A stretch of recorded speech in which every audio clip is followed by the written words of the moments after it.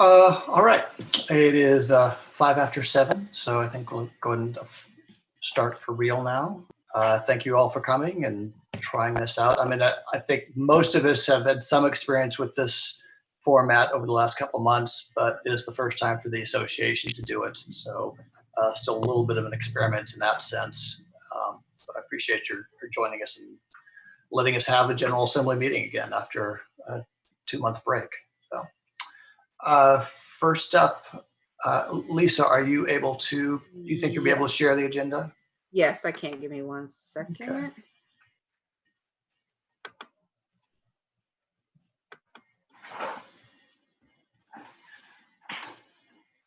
Can everyone see it? No, it says it started. Oh, there we go. There we go. Awesome. All right. So if you just sort of scan through that a little bit, yeah, we're just seeing the top part. So this is the agenda for this month's meeting. I have taken the liberty of actually moving one item down a little bit, but most of them are the same. Just take a look over it, please, and let us know if you have any things you'd like, last minute additions you'd like to have for it, or changes or anything like that.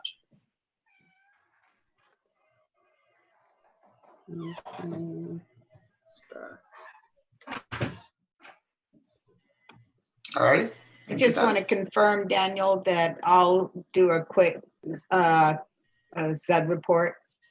Yes, yeah, that would be Okay. under committee chairs. So Okay. I'll let all the chairs have a chance to talk about their committee actions right now.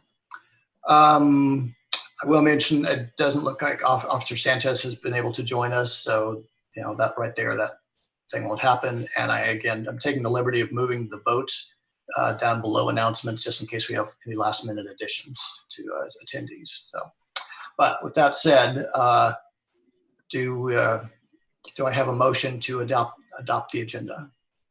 A motion. Okay, there's a second. Second. All right, all in favor, please say aye. Aye. Aye.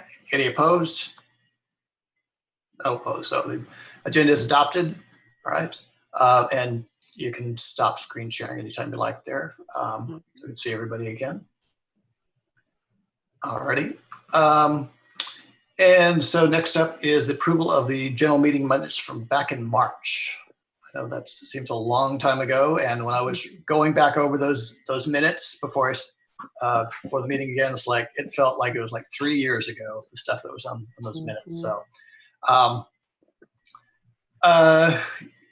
it probably would make more sense. Has anybody read them? Does anybody remember what they said? Any chance? Or does it make more sense to sort of skip over that part of that, even though we're supposed to approve them right now? I feel like it wouldn't really be fair to ask you to vote on the minutes if no one has any idea what's in them right now. I move we table the approval. There you go. There's a good motion. Second on that? Oh, I'll second. Okay. All in favor of tabling the motion until someone can read up on them and we do it at another meeting? All in favor, say Aye. Aye. Any opposed? All righty. All right. Thank you very much. Next up, any newcomers, any first timers to assembly meetings, neighborhood assembly meetings at all? Hey, Shelly. Hey, Kevin. Hey. Thanks for joining us. There. Yeah, first time. Thank you. You're jumping into a weird one, but we're glad you made it for it. So. We like weird, so that's all good. I never ask any newcomers I don't ever put them really on the spots, but if you could just tell the others a little bit about how you're attached to the neighborhood, where you stand, how long have you been part of the neighborhood and where you are, that sort of thing. Again, don't have to give your full bio, but just a little bit. I'll keep it short. So Okay. We bought the house across the street from you. So we're in the process of doing a little bit of remodel before we move in, and that's on Weesatch, 1020 West Weesatch. Just a little bit of remodel. Just a little. We thought we'd be in by now, but not so much. Not so much. Probably a month and a half more. Yeah. Oh, that's pretty soon. It's pretty soon. Yeah. Anyone else? This is the first time? Alrighty. Okay. Thank you. It looks like no safe officer this evening. Next up, we're going to talk about property taxes because it's that time of year, and Justin has agreed to talk to us a little bit about that. And you are still muted, Justin. There we go. There we go. All right. All right. Sorry about that. Hi, everyone. So I'm sure I don't want to go into things that everyone is more familiar with, kind of go from the beginning, but I assume everyone received a property tax appraisal that was substantially higher than last year. Was that everyone's general consensus? I know that one of the interesting statistics that, and I haven't been here this long, but from 2015 to 2020, the appraised value for my home has increased 214%. And just from last year, it more than doubled. So I know that increased property taxes is a concern. I don't know if anyone has participated so far. My understanding is the appraisal district is discouraging in-person proceedings so that they're encouraging us to do a dispute process or resolution through the internet. I did that. The informal meeting was that they thought that the appraised value was correct, and so there was no reduction at all from the proposed value. So it seems like from others that I've talked to that it's going to be a pretty steep hill for people protesting, because most, if not all, of the ARB hearings will be by Zoom. And there's a certain level, I think, if you've been participating in a lot of Zoom meetings, of fatigue for people who are listening remotely. It doesn't give the same personal attention. So some of the tips that I guess I would say is, where there's a lot of shuffling of papers at in-person meetings, really have your paperwork prepared in a format that is conducive to the ARB members understanding them. Keep in mind that your appraised value is of January 1st, 2020. And so to the extent you may have reports or things that have come up since then, those are not going to be necessarily persuasive in the ARB reconsidering your property tax or your appraised value for the purposes of property taxes. I know that there are a lot of little treatises and articles out there of how best to protest, but it seems like from the evidence packet I received, they're really using home sale comps, which are proven by deeds of trust. So it's very difficult to say you took a property for X number of dollars, and it isn't, it appraised for that loan, but it shouldn't appraise for the tax purposes. So my feeling is that the most effective strategy will be really giving specifics between the differences in your property, if there are any deficiencies or needed repairs, or things that are not clearly obvious just by the statistics of your home, compared to the specific properties that are being used as comparative properties for the purposes of your appraised value. So if Daniel's home on Weisach is comparable to mine, I might take a picture of his beautiful front yard and then take a photo of mine that has cracks all throughout it or whatever it is, because there's significant foundation work. So a direct comparison between the two homes, to the extent you can get it, I think will be most likely to be persuasive. But I think, Daniel, you were right on in your introductory letter to the newsletter that it's getting more and more difficult to just say the house shouldn't be appraised that way, because there's an increased record of homes selling for an increased value. I don't know. It seems like everyone, if you have the ability to participate in a Zoom meeting, you'll have the ability and the literacy needed to conduct the appeals process online. They do have this little, I don't know if you can see it, but you have a member or a owner ID and like e-file PIN number that you'll need to dispute it online. Like I said, I haven't had a ton of success with that, but it looks like this could be a difficult year. So it's important to get those in. June 29th is the deadline to protest your appraised property value. So if anyone has any questions or discussions, that's really what I've gathered. Daniel, I think you really summed it up in your introduction on this month's newsletter, but I think unquestionably property tax values are going up. I don't know how doubling property taxes year after year is going to be sustainable, but oh look, our representative.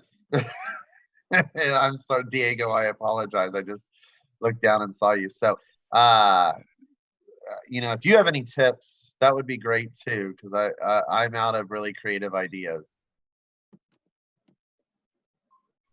Yeah, you Sorry to fooled put us. you on the spot. I You, don't you mean to fooled put us, you on the Diego. spot. You're slipping in there. You're following Brandon's lead and getting some facial hair here going. We didn't recognize you. I had to unmute myself. No, I mean, I think those are all good tips. This is the process is challenging by definition. Oh, for those of you who don't know me, I'm the representative.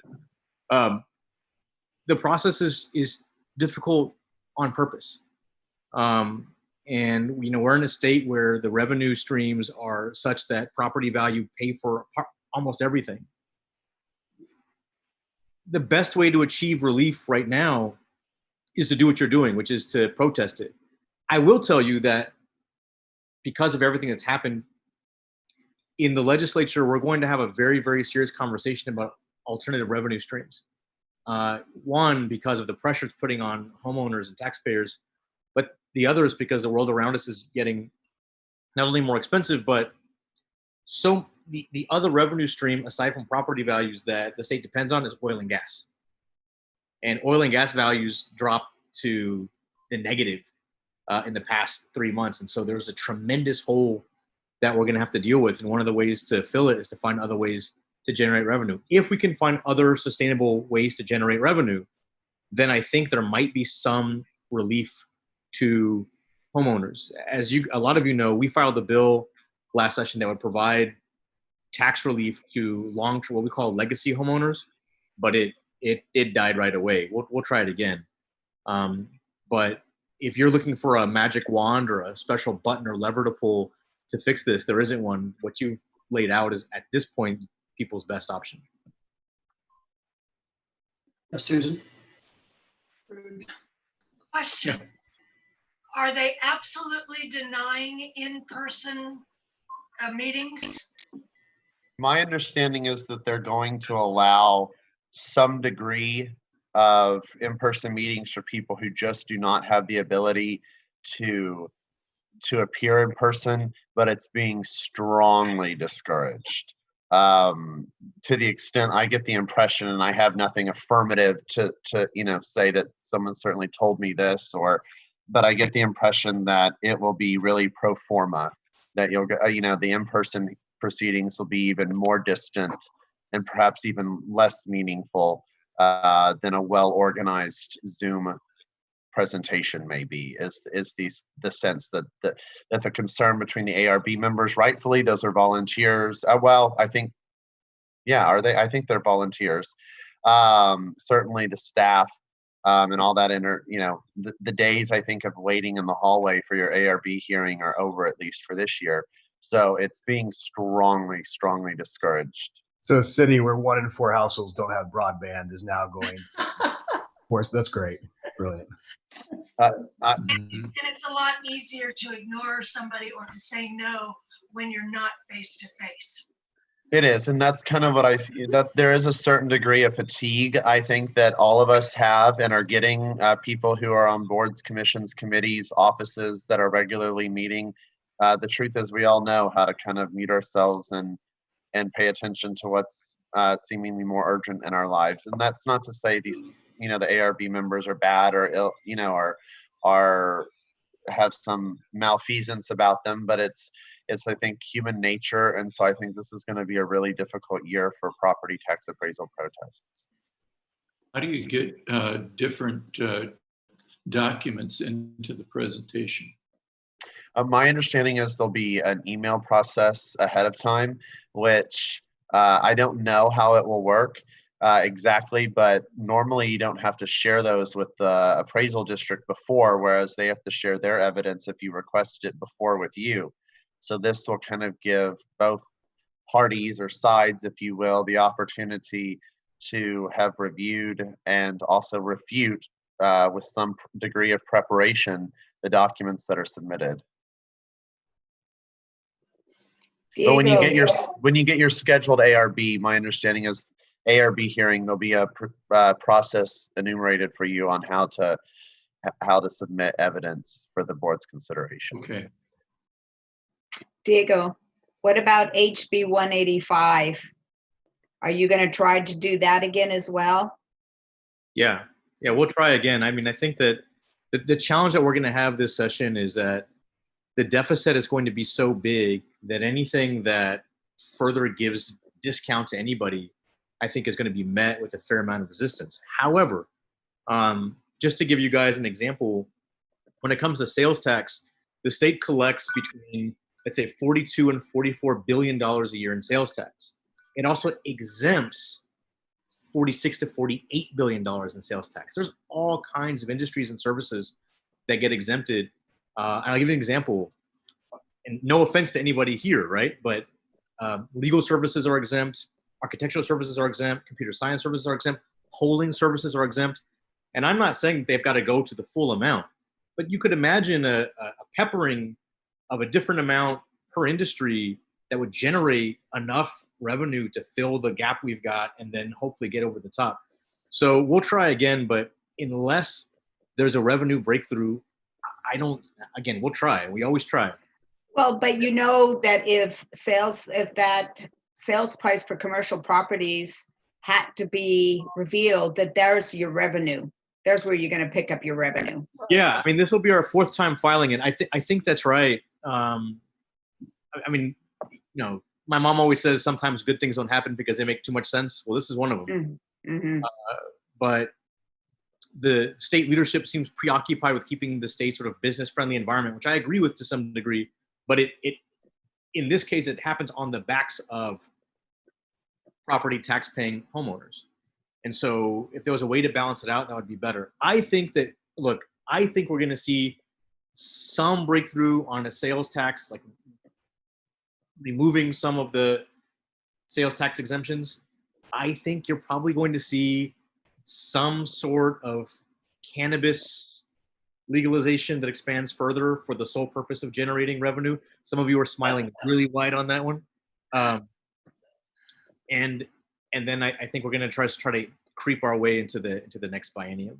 That's what it feels like right now. And I'm not saying it's impossible. I just think we're going to try to balance things until we get further going. If things get better, I'll tell you, but I don't want to sit here and lie to you. Okay. That's all I have, Daniel. Well, so Justin, Okay. so with your property taxes, so you appealed and then you did a Zoom conference, is that right? So I haven't gotten to that part. As okay. I was preparing to talk today, I called and asked a few questions. I see. Okay. But the only thing I've done is go online, use the little PIN number, right. Tell them that I dispute it, kind of a brief narrative why, and 3 or 4 days later, I got a email that says our offer is exactly what we sent to you. Take it or leave it. Of course, I did not take it, so I have not reached that process yet. Okay.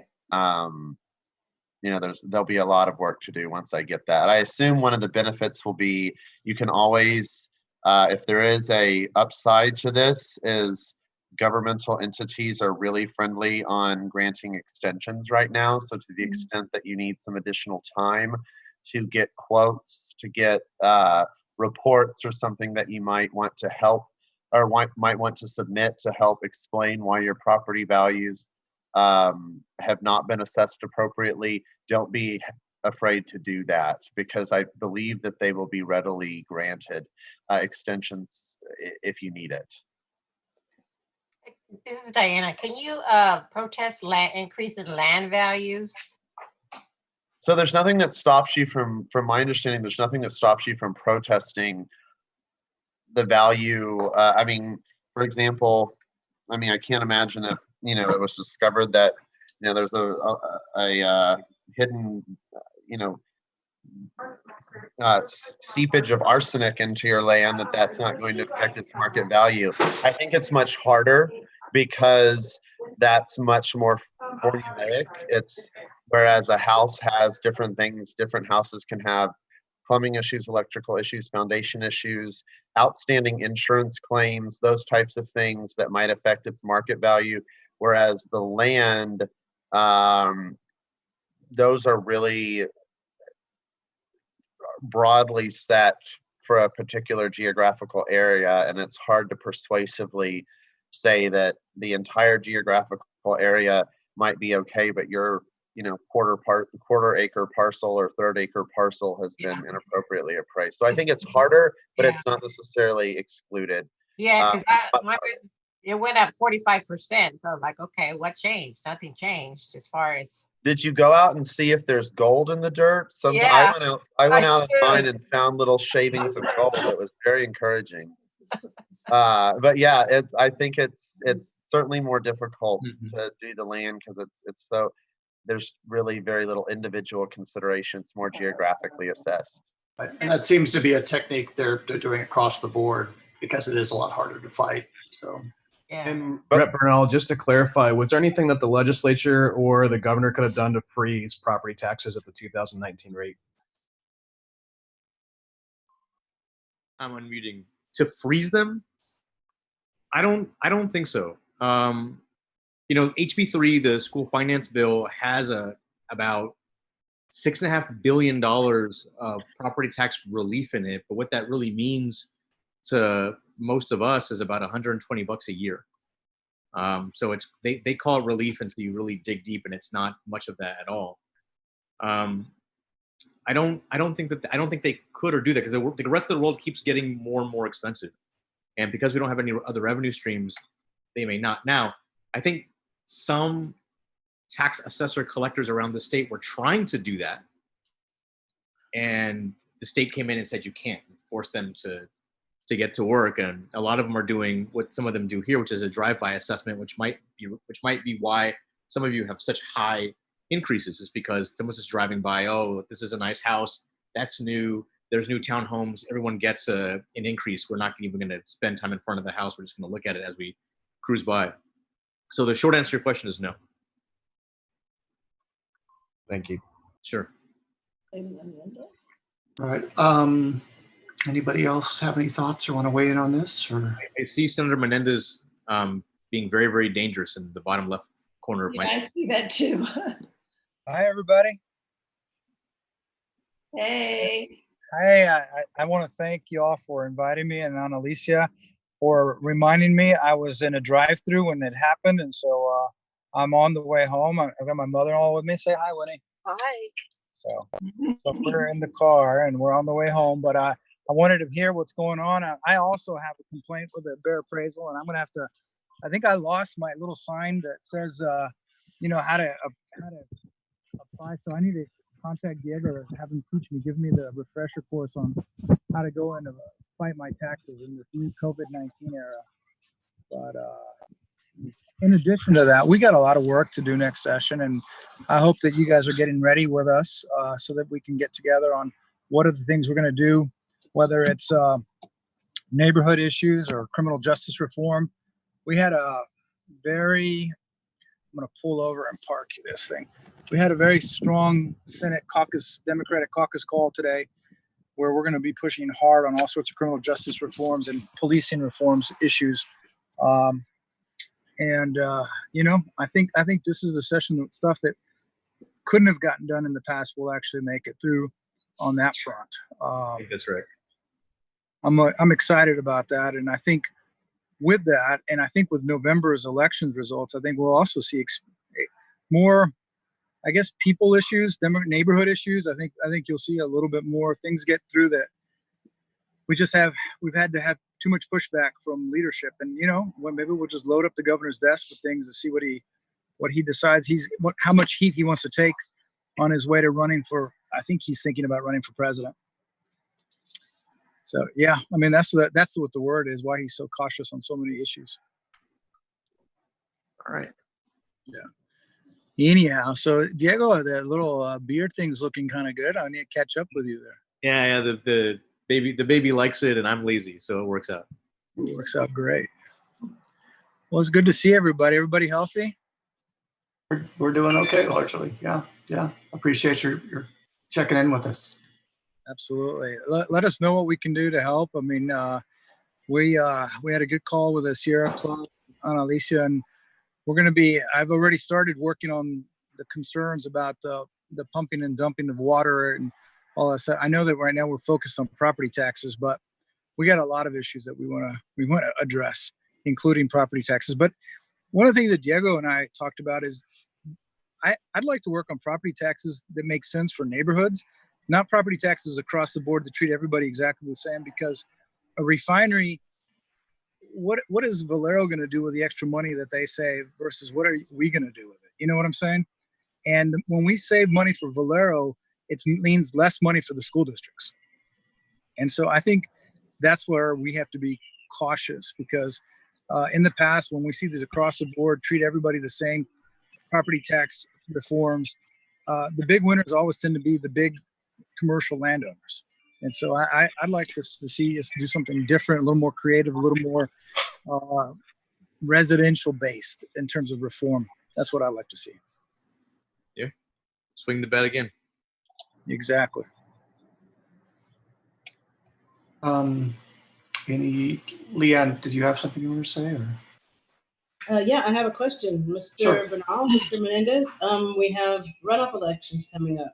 County constable, county chair, and senator, railroad commissioner. Do you want to say anything about that, or do you want to? Well, I'm 100% endorsing my good friend Royce West, who has a proven track record. He's the man behind the reason why we have dash cams in Texas. The reason why we have body cameras in Texas it's because of Royce West. A lot of things that he has done. I mean, Royce, in my opinion, could be this state's first African American senator, U.S. senator, and I think it's long overdue. And it's not just because he's African American, but because he is a good man with a great track record, and he's got great service on the Higher Education Committee. So he has a track record of helping education, public ed. He served on public ed. He served on higher ed.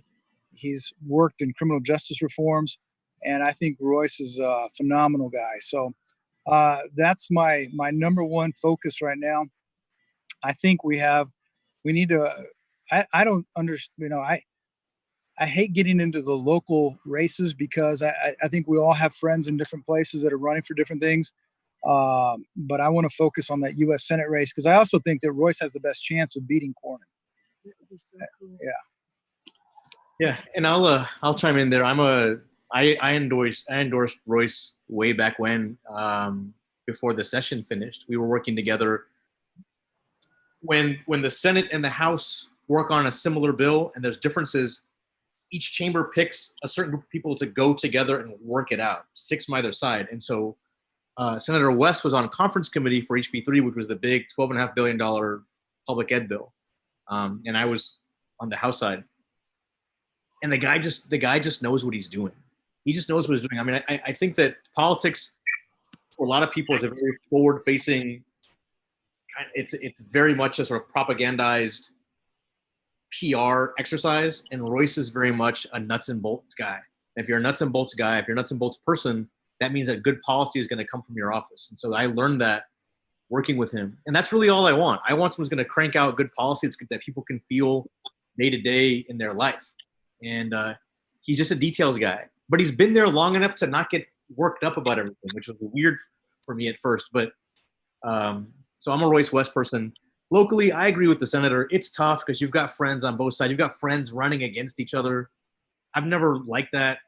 I will say this though, about the Democrat chair.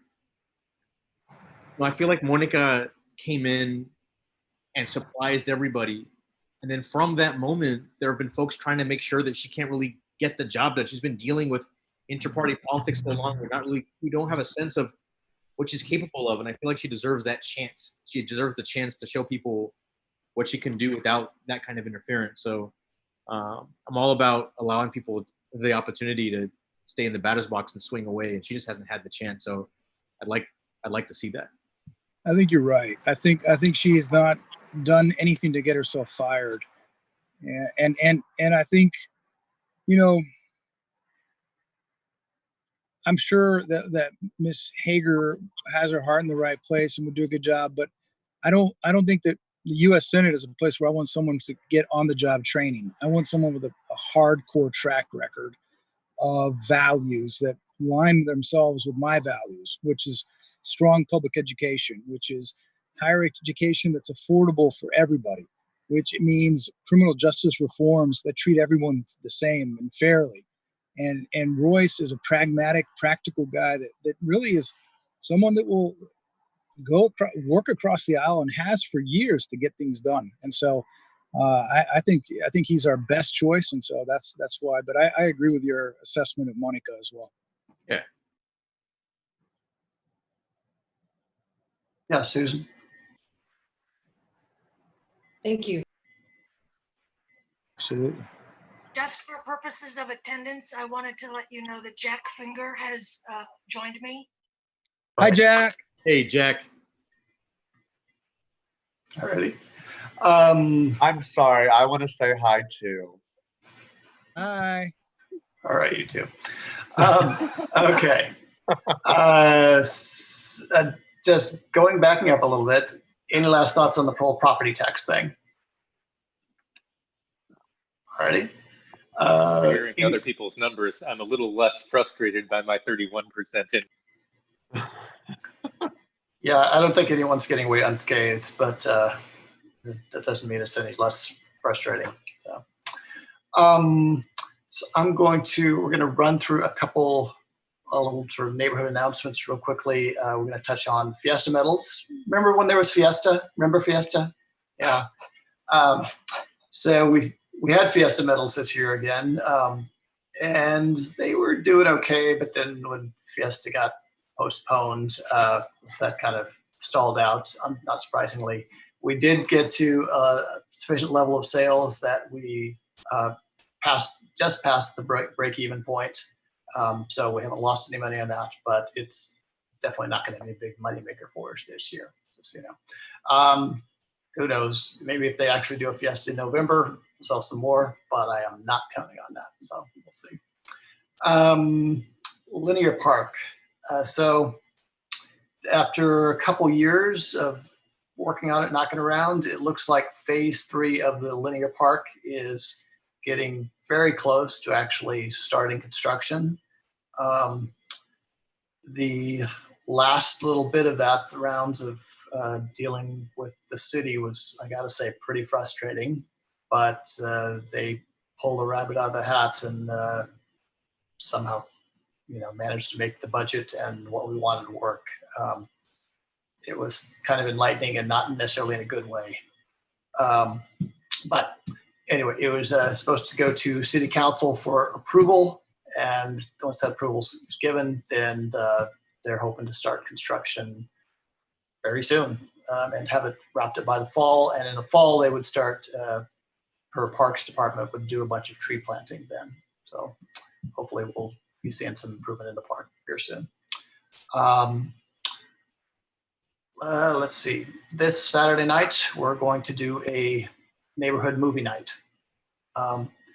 Not without some reservations and concerns, but I think people have, at this point, learned enough about keeping some distance from each other and wearing masks and things like that, that I think that in the space the size of the park, we can manage this and do it responsibly and then safely. So that'll be, the movie will start at 9 o'clock.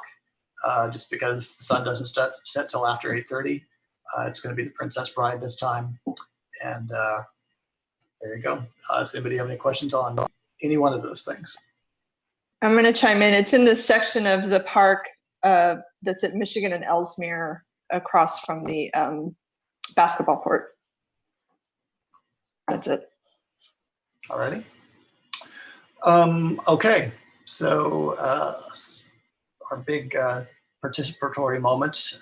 So the Nicole Miles, the former vice president of the board for this year, stepped down a few months ago, and board recently appointed a replacement for her, Sean McMains.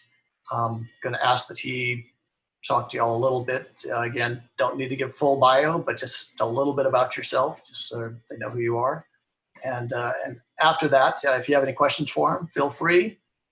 Then ultimately, we're going to vote on that appointment to confirm or reject it, as you see fit, and move on from there. All right, Sean? Sounds good. Thanks, Daniel. So I grew up in San Antonio, graduated from MacArthur High School, went to Points North for college, and have been steadily working my way back south, finally arriving back in San Antonio about a year ago. My wife, Chris, who many of you have met and will probably agree that she is the more pleasant portion of our coupleship, and I are over on Gramercy together, just off Blanco a little bit.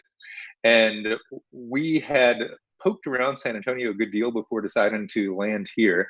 And one of the big reasons actually was because of the involvement and active nature of the neighborhood association. We had seen the newsletters and had hopped on the Facebook group in advance, and were really just impressed with how much people are involved in each other's lives here and how much of a deliberate sense of community there seems to be. So that was something that we were both seeking. And then we came down a month or two before we actually moved in. I think we had closed on our house, but hadn't actually moved in at that point. For Porch Fest last year, and I had gone up to Lulu's and got a cup of nieve, and we walked down and strolled up to the first porch that had a mariachi band playing Crazy Train by Ozzy, and I was sitting there eating my nieve going, this is the most San Antonio experience I can possibly imagine. So we've really enjoyed kind of landing here and getting to know people around the neighborhood, and Chris has been involved in the community garden, and I've really enjoyed the linear park. That tends to be my morning haunt when I go out for my morning walks before getting to work. So yeah, I've been looking for a way to contribute back a little bit more to the neighborhood association. This came up, and I was excited and honored that Daniel was kind enough to extend the invitation. So here I am. Wonderful. Thank you very much. Does anyone have any questions for Sean? All right, that's hopefully promising. Do I have I'm just going to put this positively. Do I have a motion to confirm Sean's appointment as Vice President of the board? Anybody? Motion to. Okay. Do I have a second? Second. Okay. Not everybody has their cameras on, so I'm going to try something different. If you see down at the bottom the reaction thing, if you will put up a thumbs up if you're voting in favor. We don't see the We thumb. don't have a thumbs up. If you're on a mobile device, look for the 3 dots in the top right where it says more, and it might be under there. Okay, well, I don't We're know. on a computer and we don't have, hold on. all right. Well, so maybe that's not a great idea. Maybe the reaction thing doesn't really work. So we'll go back to old Oh, fashioned. we got it, we got it. Okay. Just raise your hand. If you're in favor, just raise your hand. There we We go. all have actual thumbs too. Right. Right, yeah. Okay. I don't know what I'm doing. So keep them up there. Lisa can get a Nice. vote. So, all right, that's pretty overwhelming. Any opposed to that motion? All righty, motion passes. Welcome aboard, Sean. Thank you very much. Thank you. Appreciate All right, it. okay. So now committee chairs. Do any of the committee chairs have anything they'd like to report to the association? I know Cosima does, so should we just go ahead and start with you? Yeah, that's fine. I lost myself here. I'm gonna refer to my notes, so I won't see you, but I think you'll still be able to see me and hear me. Oh, look there, you're in the corner. Oh, are you guys seeing my Facebook page? No. No, we Oh, just see that's you. good. We're just saying you. Okay. So Just your when I got back from California, I wanted to follow up on the 945 West Lulwood situation, which had been pretty gnarly last year. It caused a lot of grief. The people that were squatting there to the neighbors around, and it took quite an effort from both the neighbors, community, the board, the code officers, SAPD, and eventually the city sent out their dangerous assessment resources team, START. and they got the place boarded up.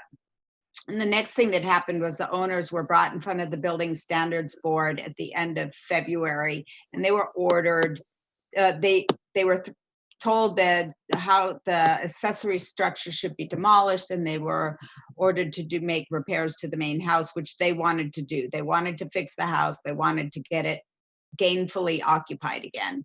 And the good news is that when I contacted one of the neighbors who'd been involved, she reported that the situation is much improved. The family has put up a construction fence, which was part of their order. They come by regularly. There have been tradespeople there working on it, and that the situation is much more calm.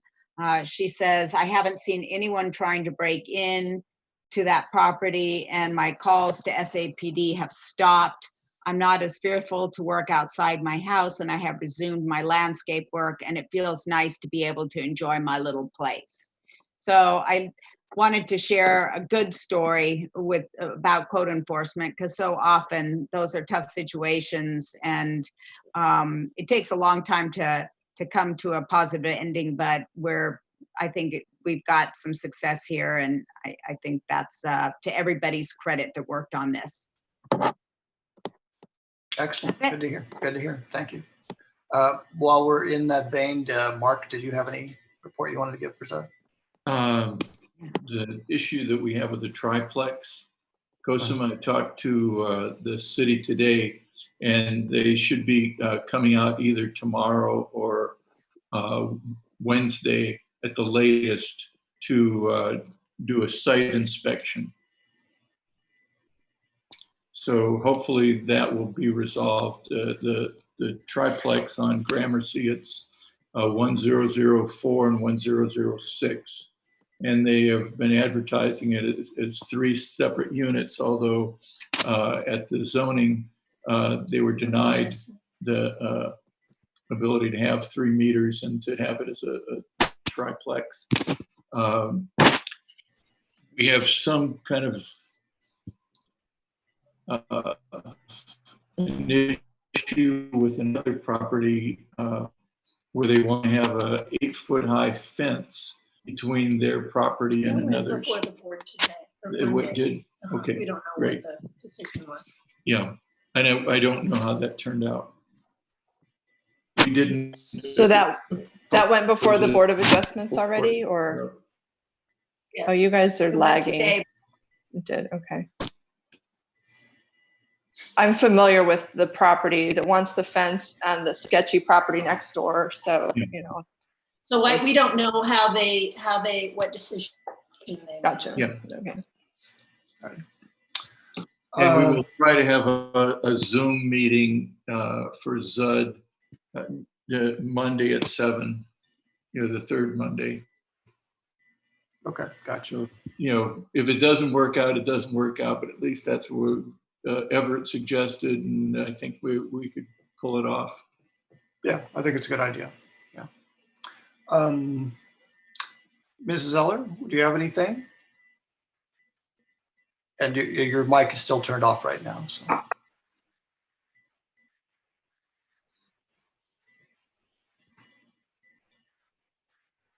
Lisa, are you able to turn her mic on? Or? Yeah, I was trying to, but it doesn't let me. I think she has to unmute herself. I can ask her to unmute it, but it doesn't do it. There should be a little microphone, Lucy, that you click, or at the top of your picture, it'll say unmute. There we go. There we go. Hooray, first time. Good job. No, I just want to thank the community. I want to thank the neighborhood association that even though we had this virus around, that did not stop us from distributing 500 eggs. And it was good. We have pictures. I walked down the street and I went to some families, and it was really wonderful. I hope next month we're able to meet again together as a family. And I just have a question. I noticed in the benevolent fund, is Lola still with me, or she has Kim?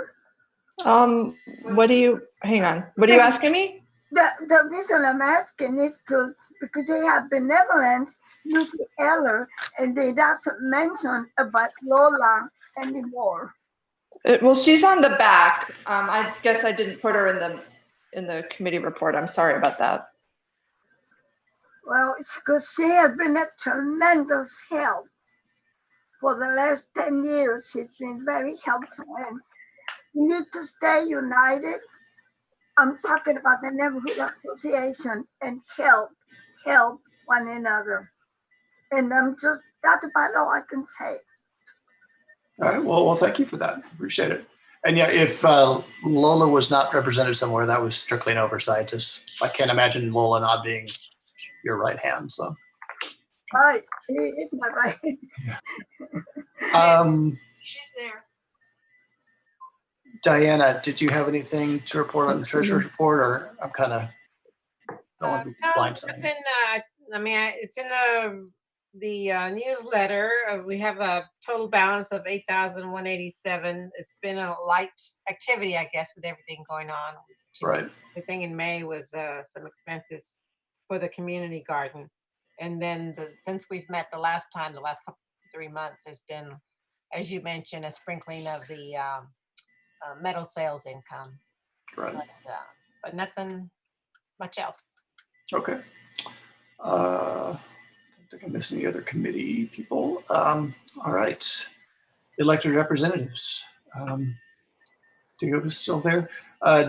Diego, is there anything else you wanted to hit us with, or especially activities of your office or anything? No. I think that I just like that you guys are getting together. I wanted to crash the party a little bit. The staff and I have been spending a lot of time still connecting people with unemployment benefits and helping them navigate that. And now we're turning our attention to making sure that the next public school year is fully funded and trying to figure out creative ways to bridge the digital divide in the meantime. But I just wanted to come and say hi since I hadn't seen people for so long. Well, I'm glad you did. Appreciate it. Alicia or Senator Menendez, anything you'd like to throw in? So similarly, thank you for doing this. Honestly, a COVID era, this is my first neighborhood association meeting, and I'm glad to be a part of it, a small part of it. One of the things we've been doing is our staff, if y'all know of anybody that has had trouble with their workers' compensation benefits, we had been going now for several weeks, been a liaison and working directly to help people get their benefits. The other thing too that we're doing is we're having work groups that the Lieutenant Governor's put together to address specific issues due to COVID. And the one that I've been appointed to has to do with the food supply chain and food insecurity and the food banks. And so we're keeping an eye on the contracts that the USDA just put out, where, in my opinion, I figured it felt to me like a food bank that's recognized around the country as one of the top ones that has 33 county serving area, that it should have won the contract to service this region, but it didn't. So they're working hand in hand with the small business that was given the contract, and we're keeping an eye on making sure that the food that is supposed to be reaching people who need it is reaching them. And so if you know of anybody that needs any help with anything, whether it be food insecurity, workers' comp benefits, or any other issues, please have us call our office. I'm having everybody work from home. I will tell you too that we do have census jobs and we have questionnaires, and we're working on another issue as well. Let me see here, the key election dates. I think hopefully everybody knows about when you have to be registered in order to be able to participate in the next upcoming runoff for July. Today. And so hopefully that's been done. If not, we're in trouble. But if not, also we've got November and we need to be active. In my opinion, November really, I mean, we've used hyperbole a lot in the past about it, election of our lifetimes. I think a lot of people's lives depend on it. And I hope that for so many who've died, hopefully not unnecessarily, but have died in, hopefully they don't die in vain. That we go, if we're frustrated with the system in general, whether it's the criminal justice part of it, or whether it's the lack of attention to science and medical facts and hyperbole and sticking our head in the sand, that we choose to get out there. I know that probably everybody on this call is ready for that July 14th primary runoff. It's very important that we send our best candidates into November, and then obviously in November we have a choice to make for our future. And the choice, in my opinion, is whether we believe that the system is broken and it can be better, and we can improve it. And we need to believe in science and medical facts, or we don't. And that choice is yours. But I want to thank y'all for the privilege to serve as your senator, and I look forward to working with each and every one of y'all. Talking without my mic on. I appreciate you joining us tonight. Thank you for coming out.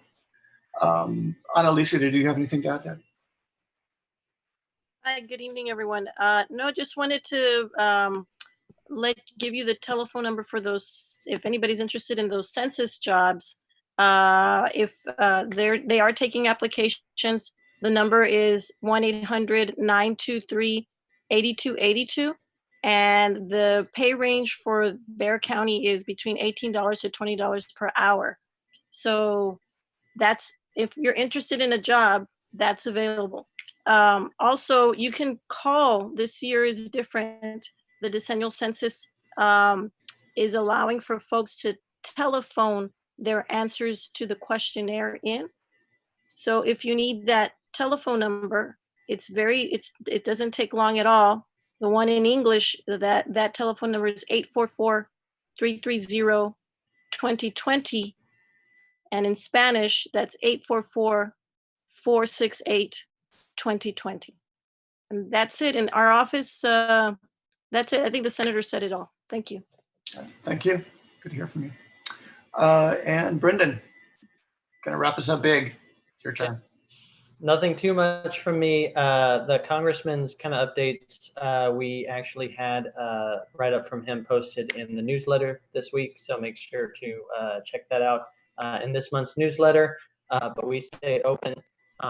We're working remotely, but are continuing to field calls about all sorts of different issues. One thing he mentioned in the newsletter blurb is just the importance of registering to vote and some information about vote by mail for those who are eligible. In addition, we're fielding questions about the payment of stimulus checks. So if you're having any issues with those, feel free to give us a call. And the number is 210-704-1080. But mostly just wanted to say hi to everyone, check in, make sure everyone saw my mustache. That's all. Thanks. All right. It was the highlight of the meeting for me. I can't lie. Yeah. Alrighty, that's it by the agenda. Does anyone have any last comments or questions? Or Yeah. So thanks everyone for joining on this altered format. If this shows anything to us, it's that the digital divide is probably pretty real within our neighborhood, and that we still have a problem with outreach. When we look in here, I think our zip code is 83% Hispanic, and looking around here, this is definitely skewing Caucasian. So we have some outreach to do with some of our neighbors to get them involved, make sure they have access to communicate with us and have their voices heard. I don't have an answer for that, so I hate being the guy who throws out a problem and says somebody else fix it. But it's something that we should all be considering, is how we can make this a little bit more representative of our community. Fair enough. All right. Anyone else? Sean, I do wonder, just as a quick reaction to that, I noticed that the announcement for movie night was the one thing in the newsletter that's in Spanish. Do wonder if we might have the capability to translate more of that. I know I'm just a Johnny-come-lately, so I'm sure this has been discussed already, but thought I'd throw it. Yeah, I'll speak to that. So we have a neighbor, Ibiza. I'm spacing her last name, and she's from the Valley. She's fluent in English and Spanish, and she's on deck to translate. The situation I run into is finding room, and so definitely the social events usually I try to translate the meeting information, and that didn't happen this month. That's on me because it's on me to get the stuff to her. So I'm trying to keep it in mind, but I'm not always good about it. So I'll put it back to my forefront. A lot on your shoulders. I appreciate. Yeah. All right, everyone. Unless anyone else has any last issues they'd like to bring up, I think we can feel safe adjourning the meeting. It is 8 o'clock, and I appreciate your coming out for this. Thank you very much. Thanks, guys. Thank you so much. Good to see everybody. Thanks for organizing, y'all. Oh, bye. Good to see everybody. Bye. Congratulations, Everyone, Sean. it was good seeing you guys. Oh, thank you. Bye, Miss Lucy.